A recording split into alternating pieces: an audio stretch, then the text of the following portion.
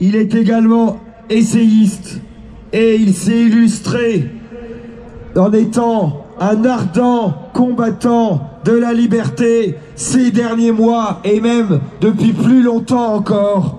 Je vous prie d'applaudir Paul-Marie Coutot. Mes chers compatriotes, nous n'avons qu'une chose à demander. Il faut le demander à nous-mêmes, les uns aux autres, et même l'exiger. Nous avons à nous demander les uns les autres d'être toujours plus et toujours mieux français, c'est-à-dire, qu'est-ce qu'être français?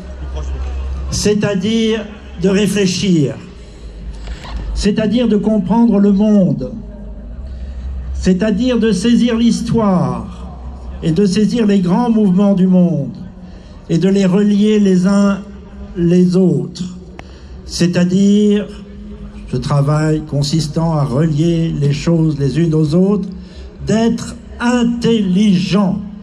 Nous avons une arme immense, nous Français. C'est la vieille, ancestrale, millénaire intelligence française. Ce que nous avons à faire d'abord et à demander les uns aux autres, c'est à comprendre ce dont nous sommes les témoins sans toujours comprendre, car il est difficile d'être contemporain de sa propre histoire, ce qui nous arrive. Eh bien, en réfléchissant, mes chers compatriotes, on découvre assez vite que, aussi brutal soit-il, l'épisode du Covid n'est qu'un épisode, n'est qu'une étape dans la longue, terrible prise du pouvoir à l'échelle de la planète par une poignée d'oligarchies mondiales coalisées. Ça a commencé depuis des années et des années. Je ne mentionne que pour mémoire la terrible affaire du référendum de 2005. Gifle faite au peuple qui n'a plus qu'à comprendre une chose, c'est-à-dire que tout lui est imposé et qu'il doit suivre. L'Europe lui est imposée contre son gré. Une grande partie de ce qu'on appelle progrès lui est imposée contre son gré.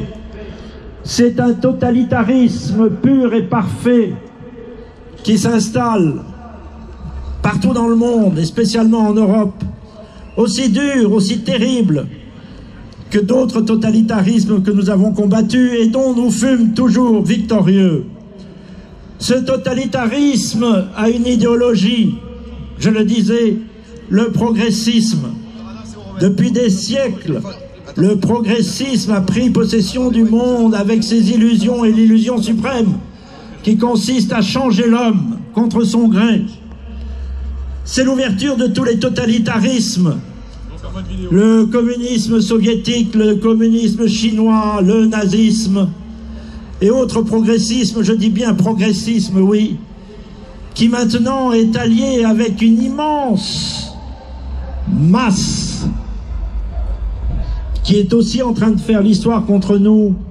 C'est la massive société technicienne, la logique technicienne.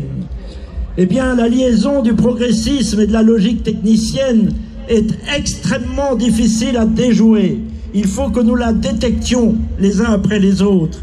Et il faut que nous parvenions à opposer le seul socle de toutes les résistances, c'est-à-dire les peuples du monde, et d'abord le peuple français. Oui, avec nos traditions, nos valeurs, la conscience de nos siècles de liberté, notre langue. À propos de la langue, d'ailleurs, j'ouvre une parenthèse pour vous demander de ne plus jamais parler de vaccin. Nous n'avons pas affaire à un vaccin, mais à des injections géniques, expérimentales. Ne perdons jamais la bataille des mots. Si nous perdons la bataille des mots, nous sommes perdus. Notre meilleur rempart, c'est la langue française et son exactitude. Si nous remportons cette bataille, si la France donne l'exemple au monde d'un pays qui reste libre, comme il l'a fait depuis des siècles et des siècles, nous sommes sûrs de vaincre. Si nous réunissions le peuple, et je crois qu'un jour je vais faire suggestion à mon vieil ami Philippot. Il faudra que nous lions les luttes et que nous organisions dans le printemps une grande journée des colères françaises pour lier les colères du peuple les unes aux autres. C'est-à-dire que si nous, pour finir, si nous arrivons à mobiliser le peuple français, nous sommes sûrs de vaincre, car la France, dans sa longue histoire, a toujours vaincu, et par elle, nous vaincrons. Merci. Merci beaucoup. Merci à Paul-Marie Couteau, essayiste, souverainiste et soutien d'Éric Zemmour qui nous fait le plaisir d'être parmi nous.